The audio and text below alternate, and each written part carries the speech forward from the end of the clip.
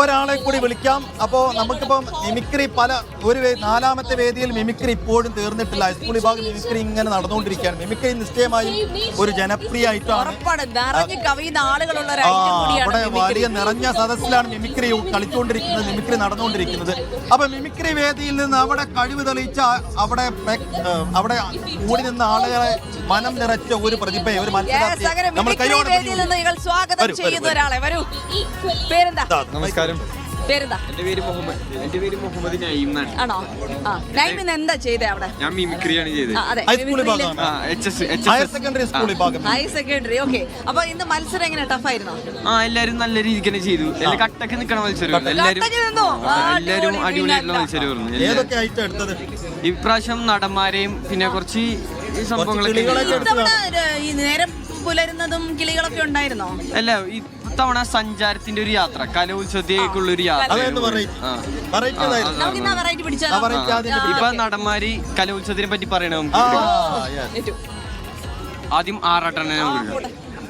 കലോത്സവത്തിനെ പറ്റി പറയുകയാണെങ്കിൽ വളരെ മനോഹരമായിട്ടുള്ള കലോത്സവം, കുട്ടികളുടെ അടിപൊളിയായിട്ടുള്ള പെർഫോമൻസ് ആണ്. ഞാൻ ഞെട്ടിപ്പോയി, കാരണം എല്ലാ കുട്ടികളും അടിപൊളിയായിട്ടുള്ള പെർഫോമൻസ് ആണ്. നമുക്ക് നെസ്ലിന്റെ ശബ്ദം എന്ത് പണ്ടാറുണ്, എല്ലാരും അടിപൊളി പെർഫോമൻസും. കലോത്സവത്തിനെ പറ്റി പറയാൻ ഞാൻ ആരുമല്ല, കാരണം ഞാൻ കലോത്സവത്തിനൊന്നും പങ്കെടുത്തിട്ടില്ല.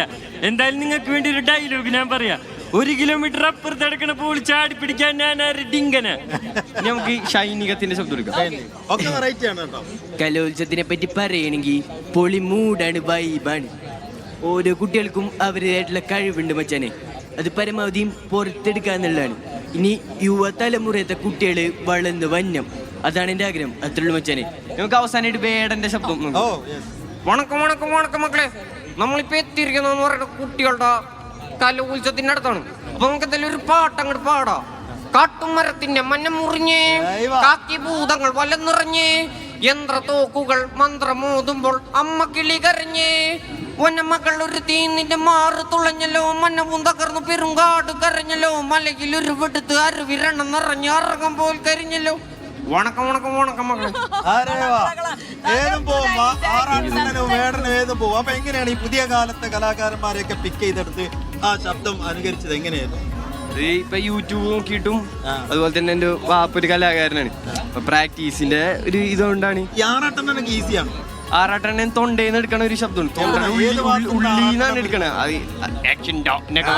തൊണ്ടേന്നാണ് ഒരു സംഭവം. വേടൻ എന്ന് പറയണെങ്കിൽ കുറച്ചും കൂടി ഡീപ്പായിട്ട് അടിയിക്കാണ്. നമ്മ കുറച്ച് നല്ല ലൈറ്റ് ശബ്ദം എടുക്കണം ഉള്ളിക്ക്. നല്ല പ്രാക്ടീസ് ചെയ്തുകൊണ്ടാണ് ഇങ്ങനെ. ഗുരുക്കന്മാരെന്ന് പറയണെങ്കിൽ എന്റെ വാപ്പി ഒരു കലാകാരനാണ്, അത്യാവശ്യം ഇവിടെ ഉണ്ട്. പിന്നെ വാപ്പിയുടെ സുഹൃത്താണ് സ്ക്രിപ്റ്റ് ഒക്കെ എഴുതി തന്നെ ഇപ്രാവശ്യത്തെ മിമിക്രി. നീ 17-ാം തീയതി മോണാക്ട് ഉണ്ട്. ഏത് സ്കൂള് മറന്നു? പുളിയമ്പറമ്പാണ്. പുളിയമ്പറമ്പ് HSS പാലക്കാട്. പുളിയമ്പറമ്പ് HSS. പേര് ഒരിക്കൽ കൂടി? മുഹമ്മദ് നഈം. ഒരിക്കൽ കൂടി ഓർത്ത് വെച്ചോളാ പേര്, മുഹമ്മദ് നഈം. നഈം വരുന്നുണ്ട് കലാലോകമേ നിങ്ങളെ ഞെട്ടിക്കാൻ. അപ്പൊ ഉഷാറാവട്ടെ. അപ്പൊ റിസൾട്ട് കാത്തിരിക്കുകയാണ് അല്ലേ? എപ്പോഴത്തേക്ക് റിസൾട്ട് വരും? ഇതിന്റെ റിസൾട്ട് വന്നു.